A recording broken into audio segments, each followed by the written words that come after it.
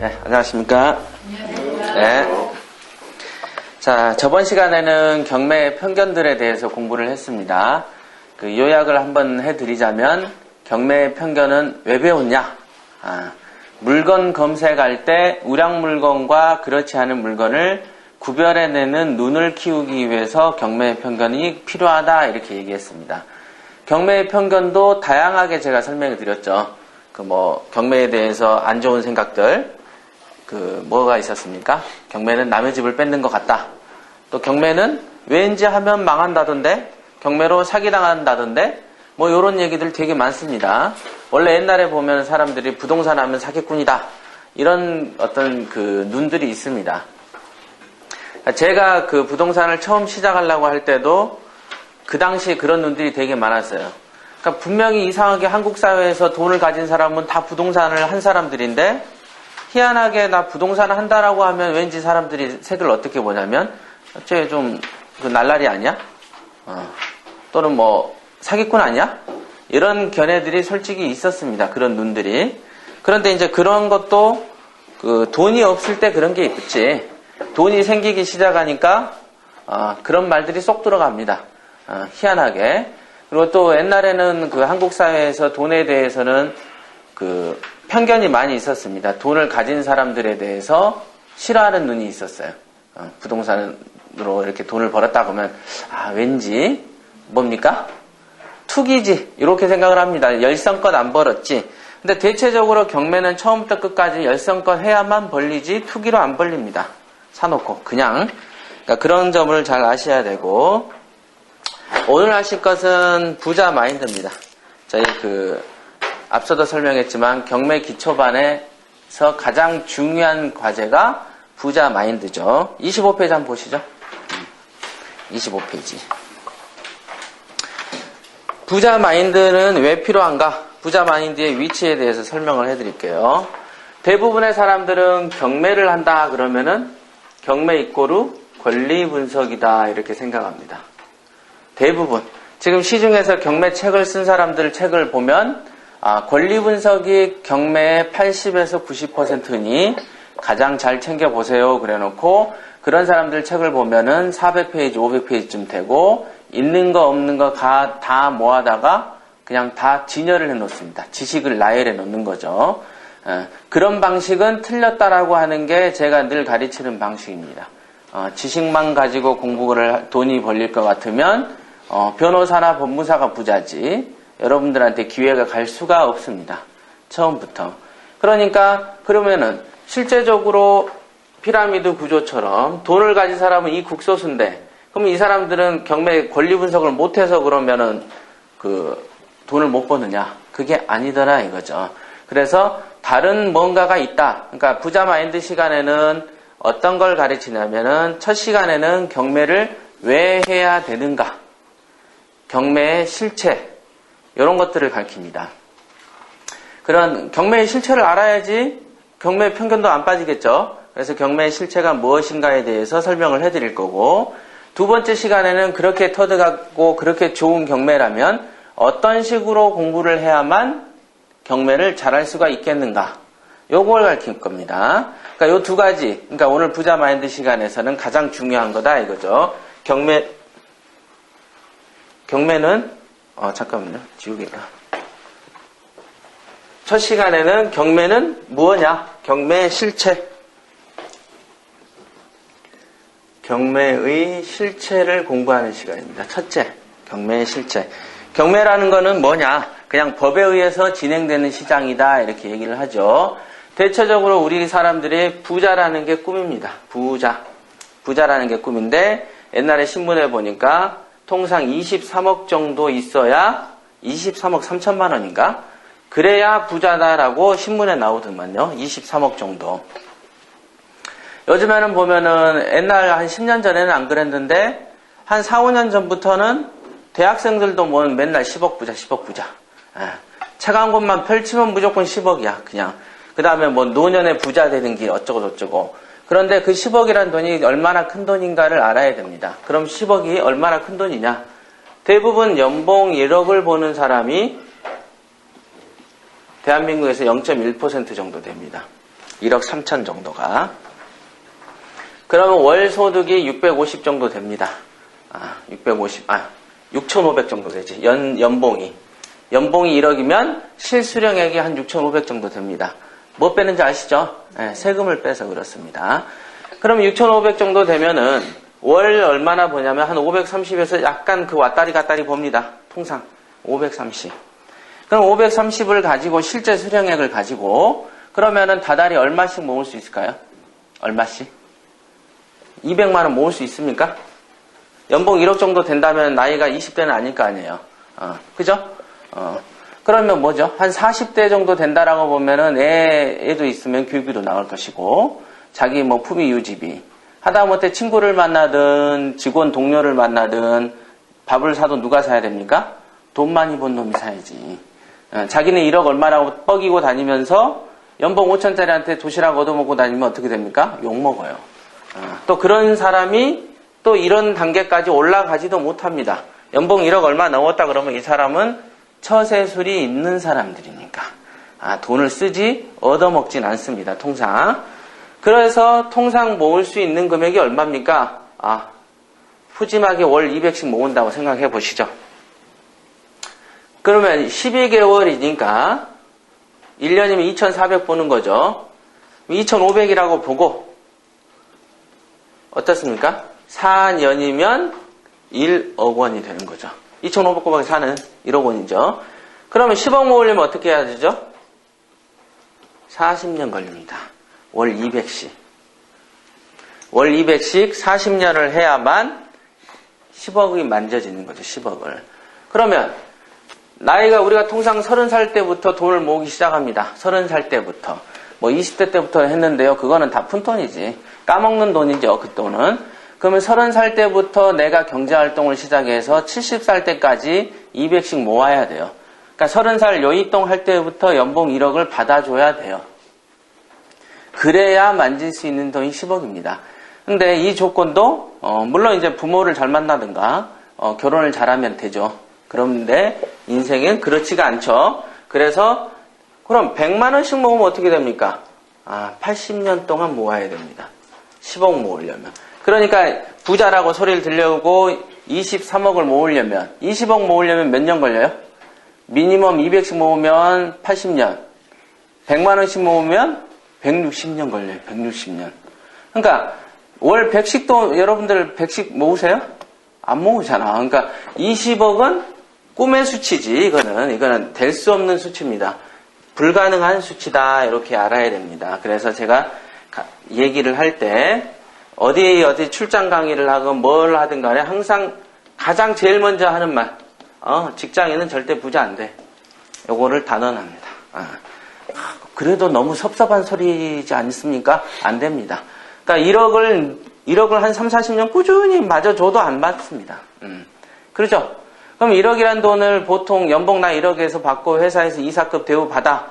이 얘기를 시작하면 그 뒤로 한 5년에서 길어봐야 한 6, 7년이면 회사에서 옷을 벗습니다. 그죠? 인생의 직장인들의 운명이 다 그런 식이죠.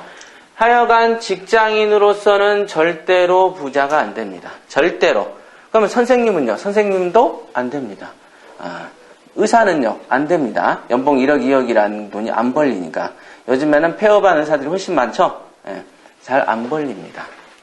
그러니까 사실상 극소수의 사람만 정점에 있는 누군가만 부자로 살더라 이거죠. 정점에 있는 누군가만. 그러니까 이제 대체적으로 포기하고 그냥 살면 됩니다. 근데 직장인들은 이 어떤 부자로 사는 꿈은 다 있고 꿈을 이루기 위해서 현실은 안 되니까 뭘 하나 선택합니까? 뭐죠? 재테크를 선택합니다. 경매를 잘하려면 어떻게 해야 됩니까? 머리가 똑똑해야지 됩니다. 머리가 안 똑똑하고 경매를 잘할 수 있을 것 같습니까? 절대 안 됩니다. 머리가 똑똑해야 되죠. 자, 그래서 대부분 재테크를 하나 선택을 합니다. 자기 딴에 재테크를 하죠. 그러면 재테크는 대체적으로 뭐 비제도권이 있고 제도권이 있는데 비제도권은 살펴볼 필요조차 없습니다. 살펴볼 필요도 없는데 지금 뭐 대구 경북 쪽이나 얼마 전에 생겼던 강남 귀족계 사기 사건 같은 경우 보면 어때요? 개사기 장난 아니잖아요. 그런 걸 바로 비제도권 재테크라고 그러죠. 재테크. 자기들 따르면은 은행에 넣어놓는 것보다는 갯돈으로 이자 40% 준다니까 쏙쏙 집어넣죠. 그래서 어떻게 됩니까? 사기를 당합니다. 비제도권에서 돈 벌었다는 사례는 보고된 바가 없습니다. 학계에. 그런 적이 없습니다. 근데도 사람들이 믿어요. 왜? 부자는 되고 싶은데 현재 입장에서는 불가능하니까 하늘에서 동아줄을 내려주니까 일단 잡는 거죠. 썩은 동아줄인지도 모르고 그런 겁니다. 그래서 일단은 비제도권은 거들떠도 안 봐야 됩니다. 거들떠도 뭘 한다. 뭐 주로 이제 저런 게 어디서 유포가 되냐면 찜질방. 저희 어머니도 그런 데서 이제 듣고 다니는데 뭐 별놈의 어떤 아이템들이 많이 있어요. 이거 하면 얼마 준다던데 이러면 어떤다던데 다 그런 거 가짜다. 제도권은 뭐냐? 여러분들이 눈만 뜨고 TV만 키면 맨날 주식하고 펀드들 선전하죠.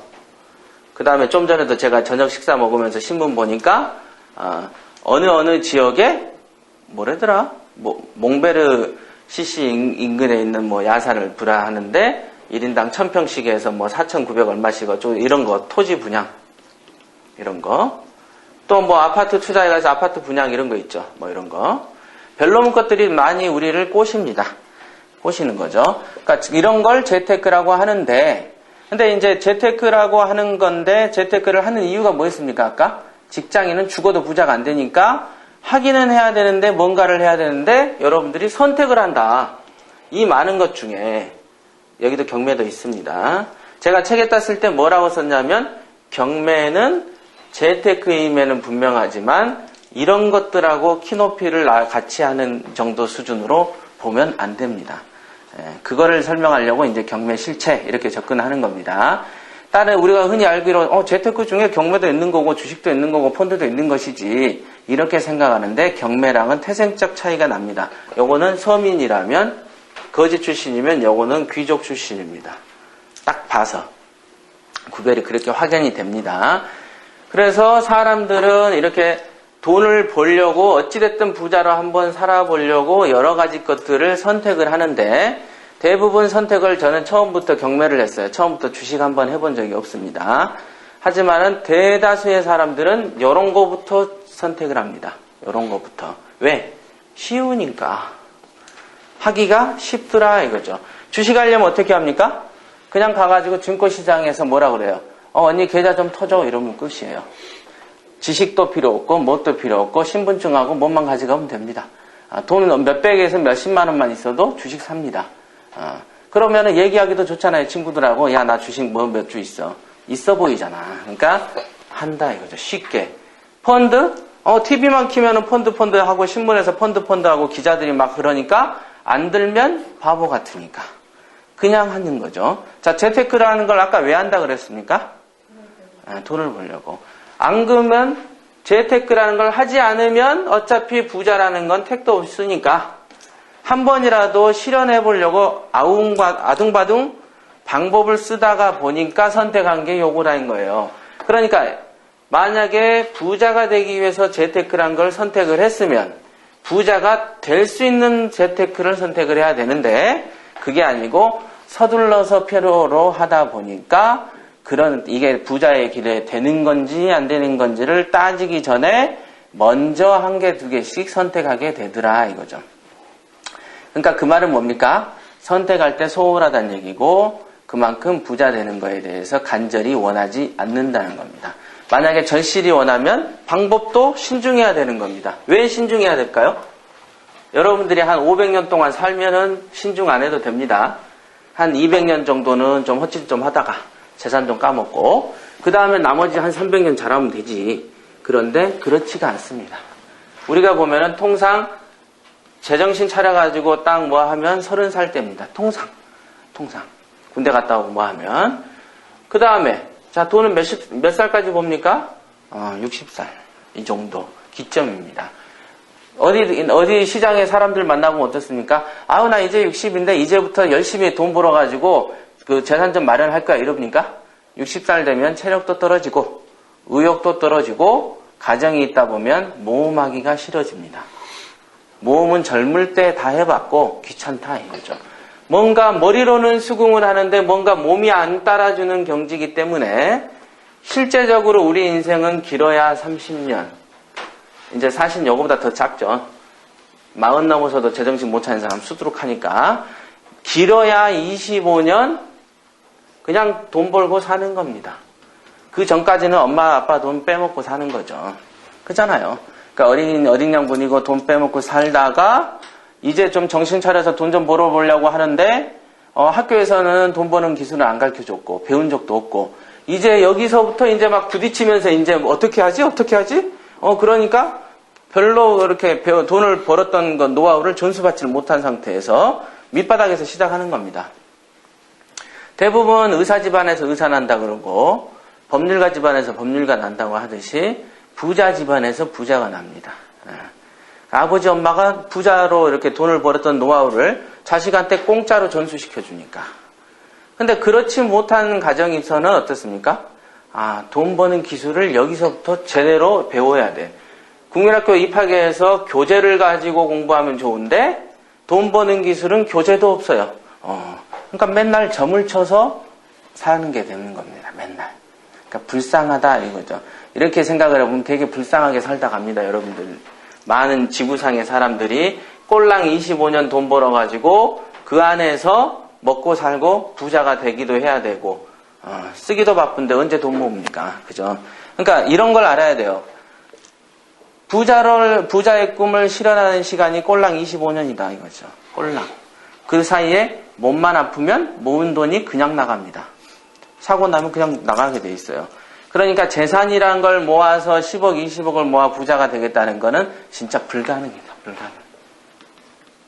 그래서 아까 선택한 게 재테크인데 이왕에 이렇게 짧은 세월 동안의 인생을 확 바꾸려면은 재테크가 살살 가는 재테크여야 될까요? KTX처럼 빨리 가는 재테크여야 될까요? 네? 살살? 빨리 가야지. KTX처럼 막 그냥 쫙 가는 재테크를 선택하지 않는 한 그냥 부자로 살기는 틀렸습니다. 이런 고민을 원래 여러분들이 성인 딱 되면 바로 관심 가져야 되는 문제입니다. 사실은 지금까지 이루고 살 문제가 아니고 정해진 인생에 하여간 이래야 돼. 이거죠. 자, 일단은 속도는 KTX만큼 빨라야 된더라. 재테크의 특징입니다. 지금 짧은 인생 속에서 우리가 부자가 되려면 1번 재테크의 속도는 KTX만큼 빨라야 되겠다. 빨라야 되겠다. 그러니까 빨라야 되니까 이런 건 맡기면 1년 있다 6천만 원 줄게 그러니까 맡기잖아요. 빠르니까. 근데 그러다가 어떻게 됩니까? 재산 날리잖아요. 그거하고 마찬가지다. 그러니까 재테크의 특징 중에는 속도는 빨라야 될 것이고 두 번째는 재산이라는 건 어떻습니까? 이렇게 가는 사람은 부자가 되지만 이렇게 가는 사람은 부자가 안 됩니다. 그죠? 그러니까 저도 이제 20대 때 이렇게 생각했어요. 20대 때 그래 좋아. 처음엔 저도 30대에 이때쯤에 이제 20대 말에 경매를 처음 했습니다. 그러고 나다가 30대 초반에 경매를 한두 건 하다 보니까 1년 365일 중에서 아무리 여러 건을 해도 300일이 남아 돕니다. 경매는 별로 일할 일이 없어요.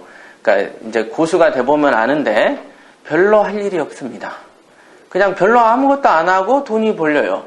그러니까 그 당시에도 아무리 바쁜 척하고 티내고 돌아다녀도 한 300일이 남아요. 그러니까 뭐 하지?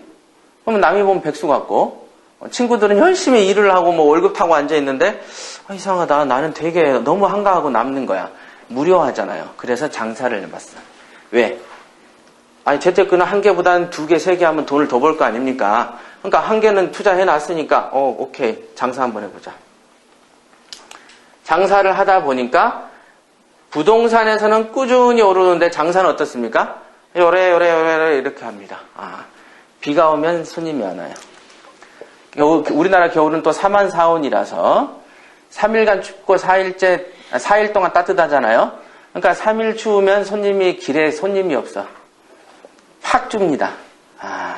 그러니까 무슨 이게 완전 농사꾼 된 심정 있죠? 비 오면 되게 좋고 가뭄이 오면은 안 좋고 이런 식입니다. 다 장사가 완전히 비 오냐, 춥냐, 이거 가지고 왔다리 갔다리 하고, 지금 같은 경우 어떻습니까? 한국의 경기 침체, 그럼 또 안 돼버립니다, 장사치들은.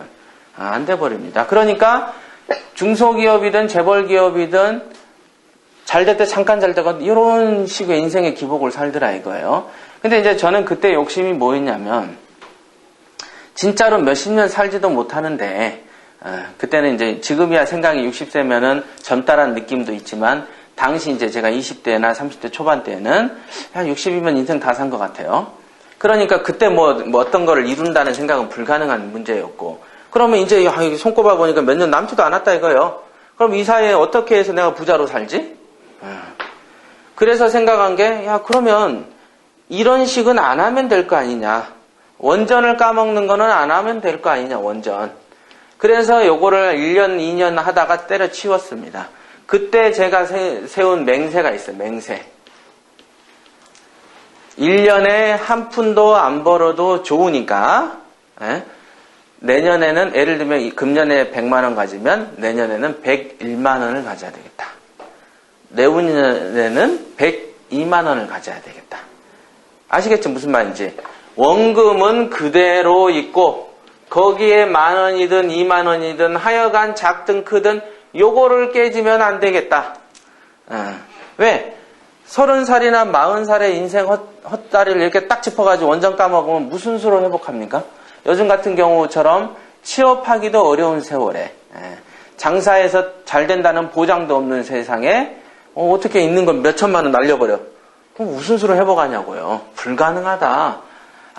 그때 깨달았어요. 이때 딱. 그래서 대놓고 그럽니까? 장사하지 마십시오. 그럽니다. 여러분들한테.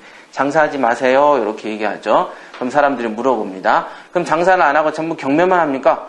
경매만 하면 돈 벌죠. 하지만 경매를 해라 말아라는 건 제가 뭐 강요할 건 아니고, 경매를 여러분들이 한다고 해서 부자가 되는 것도 아닙니다. 그거는 이제 경매를 어떻게 공부하느냐. 경매라는 게 아무나 그냥 망치로 두들기면 나오는 금덩어리인지 아세요? 그게 아니고 고수만 캡니다. 그거는 이제 실체를 설명할 때 설명을 할 겁니다. 자, 그때 생각한 게 뭐였습니까? 재테크의 기본 조건은 원금 보장입니다. 원금 보장. 왜? 한 500년쯤 살면 원금 보장 안 돼도 된다니까요. 꼴랑 30년 일하면서 꼴랑 80년도 못 살면서 모은 돈도 없으면서 원금 까먹는 짓 하고 앉아있으니 위로 승진하기도 바빠 죽겠는데 여기서 출렁 주식 2,000 할 때 했다가 1,000 되니까 1,000 됐다가 다시 1,300 올라가니까 그것도 좋아가지고 또 어디서 희죽거리는데 이미 원전 까먹은 거 했어서 복구 중인 거예요. 돈 번 게 아니고 돈 번 게 아닙니다. 그거는 헛짓하고 있는 거지. 그런 걸 뭐라고 합니까? 다람쥐 쳇바퀴 돈다 이런 거죠. 자기 딴에는 열심히 두 다리 들려서 달리는데 항상 제자리. 그러다 보면은 어느덧 인생은 늙어가고 행복이란 건 누려본 적이 없어지게 되는 거죠. 일평생. 그러니까 그런 겁니다. 그러니까 재테크의 기본 특성은 뭡니까? 원금 보장하세요. 그렇지만 재산 증식에서는 KTX를 탄 것처럼 하세요. 두 가지입니다. 그러니까 이 두 가지 성격이 절묘하게 어떤 합쳐지는 무엇인가가 있다면 그거야말로 대박이죠. 그죠? 속도도 나지 원금도 보장되지. 이겁니다. 그러니까 이 두 가지 조건에 근접하게 한번 보십시오. 이 조건에서 주식펀드. 왜 그럼 주식펀드만 조집니까? 주식펀드를 하다가 망한 사례가 있어서 그렇게 원통해서 조집니까? 저희 집에서 주식하고만 해서 재산을 많이 날렸어요. 헛짓인 줄 아는데 그때는 얼마나 가슴이 답답하겠어요. 알려줘도 이건 중독입니다. 중독. 우리가 그 화투처럼 화투 못하게 손을 자르면 어떻게 됩니까? 여기다가 갈고리를 달아서 화투표를 치잖아요. 그 타짜 이렇게 말아보셨죠? 그렇게 됩니다. 그러니까 그런 거와 마찬가지로 이런 건 한번 중독이 되면 절대 끊지를 못합니다. 또 옆에서 김씨 아줌마가 그때 또 하나 묻지 그래서 요즘 올라서 다 난리야 원전 찾는다고 그러면 또 눈이 핑 돌아갑니다. 습관적으로. 이런 걸 중독이라고 그러죠. 그런데 아까도 말했지만 100년 사는 게 아니고 30년 꼴랑 산다니까요. 인제는 한 번 해서 안 좋으면 안 좋은 줄 알아야 되는 거예요. 요거 주식하고 펀드에서 빌딩 세웠다는 사례는 학계에 보고된 바가 없습니다. 그런 기록도 없고 그냥 돈놀이 하는 겁니다. 심심하니까. 어떻게? 그리고 접근 가능성이 좋다 그랬죠? 상사 몰래 컴퓨터를 켜놓고 하면 됩니다. 그 다음에 단추 딱 눌러버리면 열심히 일한 것처럼 보이니까. 제 친구가 변호사가 하나 있는데 주식을 하니까 소송을 잘 못해요. 왜 그러냐? 아침에 장을 열고 장을 닫을 때까지 집중을 한 거야. 그것만. 왜? 언제 팔아야 될지가 결단이 시기가 없잖아요. 자기가 이게 오른다. 팔아야지. 내리네? 뭐 이런 식의 어떻게 매번 변하기 때문에 제 생업에 종사를 하지 못합니다. 제 생업에. 그렇게 돼요. 그러니까 원래는 이제 주식하고 펀드 파는 사람들도 원래 이거 장기 투자를 해야 됩니다. 이런 말 합니다. 여러분들 보셨겠지만 펀드 같은 경우 미니멈 3년 투자해라 그럽니다. 미니멈. 그러니까 사실은 부동산하고 똑같습니다. 따지고 보면. 근데 이제 이런 거는 우리에게 재산을 벌어다 주지 않는다 이겁니다. 자, 이 두 가지 요건이 재테크의 요건입니다. 기억해 두세요. 그러니까 이 두 가지 요건을 충족하지 않는 거를 가지고 누가 우리를 꼬시면 해라 말아라? 안 하면 됩니다. 네. 안 하면 되죠. 두 가지 중요한 요소입니다. 하나는 속도, 하나는 원금 보장. 까먹기에는 우리 시간이 그렇게 길지 않다. 자, 그러면 경매는 어떤 거길래 이 두 가지 요건이 충족되는지 한번 살펴보죠.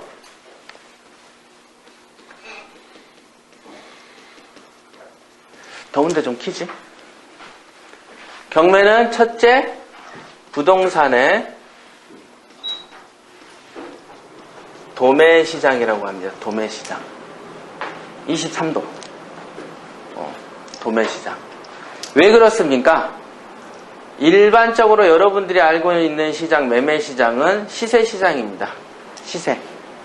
이렇게. 시세가 이렇게 있으면 1단계 이득을 보는 도매시장이 있고 2단계 이득을 보는 소매시장이 있습니다. 통상. 자, 경매는 1억짜리가 한 번 떨어지면 얼마 됩니까? 8천. 5억짜리는요? 4억 됩니다. 예. 20%씩 할인 행사를 한다 그랬잖아요. 제가요. 저번 시간에 그 경매시장을 국가에서 열었고 경매시장을 소비자들이 많이 오게끔 하기 위해서 하는 게 할인시장입니다. 그래서 계속 어떤 데는 법원마다는 20%, 어떤 데는 30%씩 깎아주죠. 할인 행사를 하면서 호객행위를 합니다. 호객행위. 자, 가만히 한 달만 있어도 여러분들이 관심을 꺼도 숨만 쌕쌕 쉬고 있으면 미니멈 몇 천에서 몇 억씩 떨어집니다. 콩나물 가격을 깎으려고 시장 가가지고 겨우 500원 깎으려고 양심이고 뭐 있는 신경전 없는 신경전 다 써가면서 한 500원 깎으면 막 쟁취한 것처럼 기쁘잖아요. 경매는 그런 수준이 아닙니다. 1, 2천씩 그냥 떨어집니다. 매매시장에서 아이고 사모님 500만 원만 깎아줘 그러면 장난해? 이러죠. 절대 안 깎아줍니다. 잘. 그런데 여기서는 굳이 우리가 독촉도 안 하고 사정사정 안 하더라도 알아서 깎아줍니다. 도매시장이다 이겁니다. 알아서 시세보다 싸게 살 수 있는 시장이죠. 그래서 1단계 이득도 있다 이렇게 얘기를 합니다. 그러면 부동산은 특성상 사놓으면 오르기도 합니까? 어떻습니까? 오르기도 합니다.